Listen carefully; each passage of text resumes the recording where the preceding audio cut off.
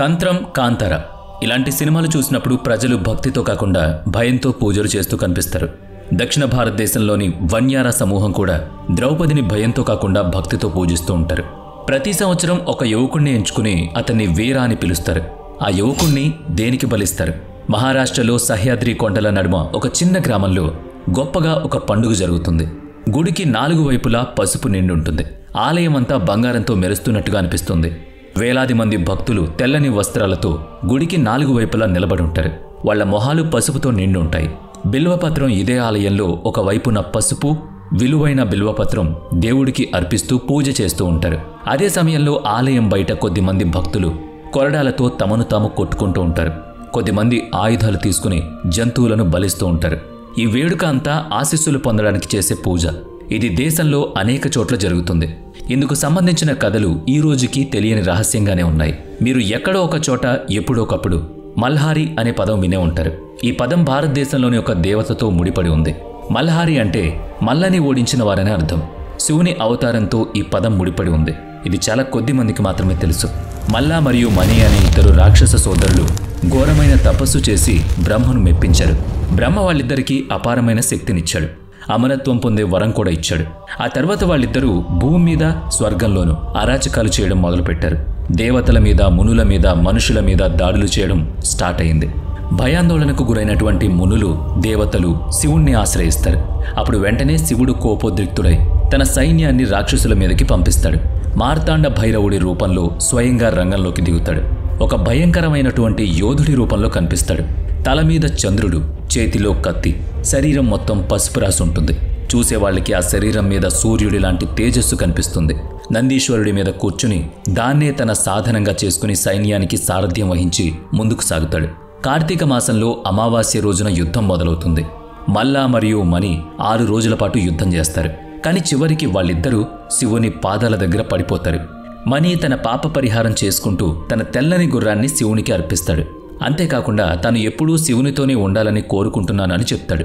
శివుడు అతని ప్రార్థనని ఆలకిస్తాడు. తనతో పాటు అతడికి స్థానం కల్పిస్తాడు. కానీ మల్లా ఆలోచన వేరుగా ఉంటుంది. అతను ఈ విశ్వమంతా నాశనం కావడం చూడాలనుకుంటాడు. మానవ మాంసం తినాలని కోరుకుంటాడు. ఈ మాటలు విన్నాక శివుని కోపం మరింత పెరుగుతుంది. వెంటనే మల్లా తలని శరీరం నుంచి వేరు చేస్తాడు శివుడు. ఆ తల భాగం ఆలయం మెట్ల కింద పడిపోతుందని స్థానికుల కథనం. ఈ రోజుకి ఆ మొండెం భక్తుల కాళ్ళ కింద నలిగిపోతూనే ఉంటుందని చెప్తూ ఉంటారు. ఈ సంఘటన తర్వాత శివుడు స్వయంభూగా అక్కడే నిలిచాడని భక్తుల నమ్మకం. మార్గశిరంలో 7వ రోజు ఇక్కడ ఖండోబా రూపంలో పూజలు జరుగుతూ ఉంటాయి. ఖండోబా అంటే చెడు మీద మంచి చేసే యుద్ధం. ఈ పూజ ఎక్కువగా మహారాష్ట్ర, కర్ణాటక, ఆంధ్రప్రదేశ్లో చేస్తూ ఉంటారు. చిన్న చిన్న గ్రామాల్లో వేరువేరు పేర్లతో చేస్తూ ఉంటారు. ఇది వేరువేరు కథనాలు చెబుతూ ఉంటారు. కొద్దిమంది శివుడి రూపంలో కొలుస్తారు, మరికొద్దిమంది సూర్యుడి రూపంలో కొలుస్తారు, కొద్దిమంది కార్తికేయుడి రూపంలో కొలుస్తారు. ఖండోబా, మల్హరి, మార్తాండ, భైరవుడు పేర్లతో పిలుస్తూ ఉంటారు. పూజలు కూడా వైవిధ్యంగా చేస్తూ ఉంటారు. కొన్ని ప్రమాదకరమైనటువంటి విషయాలు కూడా చెప్తూ ఉంటారు. మణి శివుణ్ణి కోరుకున్న కోరిక ఏంటి అంటే మేకని తనకు సమర్పించమని కూడా కోరుకున్నాడని చెప్తారు. ఇప్పటికీ అనేక మంది భక్తులు అతని కోసం మేకలను బలిస్తూ ఉంటారు. మేక మాంసాన్ని భగవంతుడికి సమర్పిస్తూ ఉంటారు. ఖండోబాలో మరో మాట ఏం చెప్తారంటే ఎవరైతే తమని తాము అర్పించుకుంటారో, ప్రాణత్యాగం చేస్తారో వాళ్ళు వీరభక్తులుగా చెప్పబడతారు. ఈ ఆనవాయితీ చాలా సంవత్సరాల పాటు కొనసాగింది. ప్రతి ఏడాది ఒక యువకుడిని ఎంచుకొని అతన్ని వీరుడని పిలిచేవాళ్ళు. ఆ యువకుడు యుక్త వయస్కు రాగానే అతన్ని దేవుడికి బలిచ్చేవాళ్ళు. అయితే ప్రస్తుతం ఈ ఆనవాయితీని ఇక్కడ రద్దు చేశారు. అయితే అనేక మంది భక్తులు తమ భక్తిని చాటుకోవడానికి కొరడాతో తమని తాము కొట్టుకుంటూ తమ భక్తిని చాటుకుంటూ ఉంటారు. ఖండోబాలో జైన మతంలోనూ, ముస్లిం మతంలోనూ ఈ విషయానికి ప్రత్యేకత ఉంది. మల్లుని ఖండోబాకు సంబంధించిన ఒక రూపంలో చెబుతూ ఉంటారు. కొన్ని కథల ప్రకారం అది ఒక గుర్రంగా చెబుతూ ఉంటారు. అయితే భగవంతుణ్ణి అనేక రూపాల్లో, అనేక చోట్ల, అనేక పేర్లతో పిలవడం కొత్త విషయమేం కాదు. మహాభారతంలో మనమంతా ద్రౌపది కథ విన్నాం. పాండవుల ధర్మపత్ని. ఆమె పుట్టుక అగ్ని నుంచి జరిగింది. కానీ దక్షిణ భారతదేశంలో వన్యారం సమూహాలో ద్రౌపదిని ఒక దేవతల కొలుస్తారు. ద్రౌపది ఒక మహాశక్తి రూపం అని వారి భావన. కానీ అందరి ముందు తన శక్తియుక్తులను దాచేసి ఒక సాధారణ గృహిణిగా కనిపిస్తుంది. చదరంగంలో ఓడిపోయిన తర్వాత పాండవులను వనవాసానికి పంపించడం జరిగింది. వాళ్ళు 12 ఏళ్ల పాటు వనవాసంలో ఉన్నారు. ఒకరోజు రాత్రి ఆ గ్రామ సమీపంలో ఒక పెద్ద వెలుతురు ఆ గ్రామాలకు కనిపిస్తుంది. అయితే వాళ్ళకి ద్రౌపది సాధారణ మహిళగా కనిపించలేదు. ఒక ప్రచండ రూపం దాల్చిన మహిళగా చూశారు. తనకు జరిగిన అవమానానికి ఆవిడ కోపంతో రగిలిపోయి ఒక వికృతమైనటువంటి రూపాన్ని తనలో తాను ఇముడ్చుకుంది.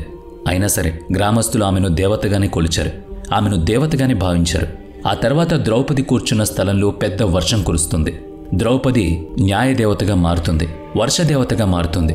అందుకే ఆమెను మాతగా పిలుస్తారు, కొలుస్తారు. అందుకే ద్రౌపదిని మరియమ్మల్ అనే పేరుతో కూడా పిలుస్తున్నారు. మరియమ్మల్ అంటే వర్షాన్ని కురిపించే తల్లి అని అర్థం. మరియమ్మను పూజించడం వల్ల ఆ గ్రామంలో ఎలాంటి సమస్యలు కష్టాలు ఉండేవి కావు. వర్షాలు సరిగ్గా కురిసేవి, దాంతో పంటలు బాగా పండేవి. వీటితో పాటు తమ రోగాలను కూడా నయం చేస్తుంది అనేటటువంటి నమ్మకం అక్కడ ప్రజల్లో ఏర్పడింది. దీంతో వాళ్ళందరూ ఆమెను పూజించేవాళ్ళు. ఆ దేవతని పూజించడానికి అనేక పండుగలు చేస్తూ ఉండేవాళ్ళు. రాత్రిపూట నూనెతో నింపినటువంటి దీపాలను వెలిగించి మరియమ్మను పూజిస్తూ ఉండేవాళ్ళు. ఆశ్చర్యకరమైన విషయం ఏంటంటే 100 కిలోమీటర్ల దూరంలో దేశంలోని మరో ప్రాంతంలో కూడా అనేక రోగాలు నయం చేసే ఒక దేవతను కూడా ఇలాగే పూజిస్తూ ఉంటారు. ఆ దేవి పేరు శీతలమాత, శీతలదేవి అని కూడా అంటూ ఉంటారు. ఈ దేవతని పూజించడం వల్ల రోగాలు నయమైపోతాయని నమ్మేవాళ్ళు. ఆమెను పూజించే తీరులోనూ ఆరాధించే తీరులోనూ మరియమ్మతో చాలా దగ్గర పోలికలుంటాయి. తమిళనాడులోని ప్రతి గ్రామంలో బయట ఒక పెద్ద విగ్రహం కనిపిస్తూ ఉంటుంది.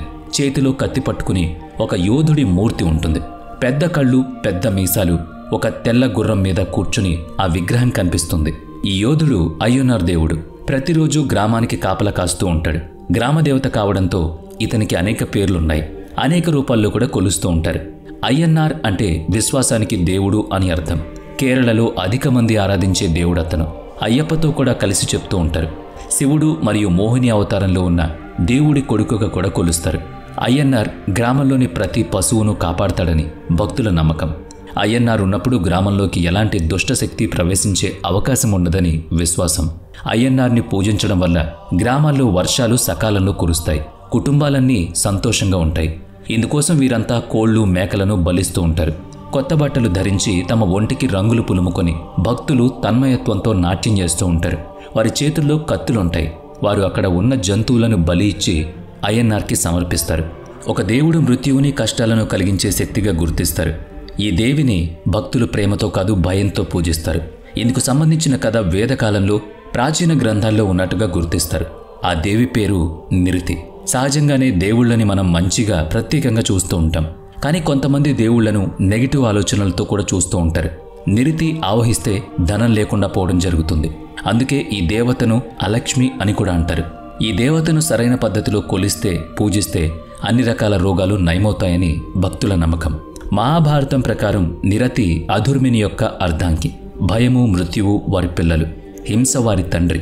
వేదంలో ఎవరైతే నిరతి వంశంలోకి వస్తారో వాళ్ళు ఎలాంటి చక్రబంధంలో ఇరుక్కుంటారంటే అక్కడి నుంచి వాళ్ళ కర్మఫలం కూడా బయటకు తీసుకురాలేదు. నిరుధులు అన్ని వ్యతిరేక శక్తులే ఉంటే ప్రజలు ఎందుకు ఇంత ఎత్తున పూజిస్తున్నారో అనుమానం కలక్క మానదు. భక్తులకి అనేక రకాల నమ్మకాలు ఈ విషయాల్లో ఉన్నాయి. లక్ష్మి, నిరతి ఇద్దరు అక్క చెల్లెళ్ళు. లక్ష్మి దగ్గరికి చేరుకోవాలంటే నిరతిని దాటుకుని వెళ్ళాలి. అంటే నిరతి కోపాన్ని సహించాల్సి ఉంటుంది. ఇప్పుడు ఇందులో ఈ కథ పూర్తిగా సమాప్తమైందని చెప్పాలి. ఆ ప్రభావం ఇప్పటికీ కొన్ని లోకల్ కల్చర్స్లో మనం చూడొచ్చు. అనేక గ్రంథాలు నిరతిని ఒక మగదేవతగా రాయడం జరిగింది.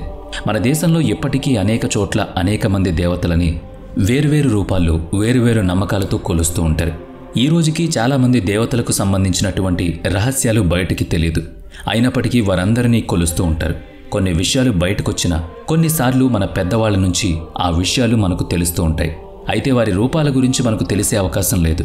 కాకపోతే ఒకే దైవాన్ని వేరువేరే ప్రాంతాల్లో వేరువేరే ప్రజలు ఎలా కొలుస్తున్నారో మాత్రం మనకు తెలుస్తుంది. వీడియో నచ్చితే లైక్ చేయండి, షేర్ చేయండి. ఇప్పటి వరకు మన ఛానల్ని సబ్స్క్రైబ్ చేయనట్లయితే ఇప్పుడే సబ్స్క్రైబ్ చేసుకుని పక్కనే ఉన్న బెల్ ఐకాన్పై క్లిక్ చేయండి. నెక్స్ట్ వీడియోలో మళ్ళీ కలుద్దాం. Thanks for watching.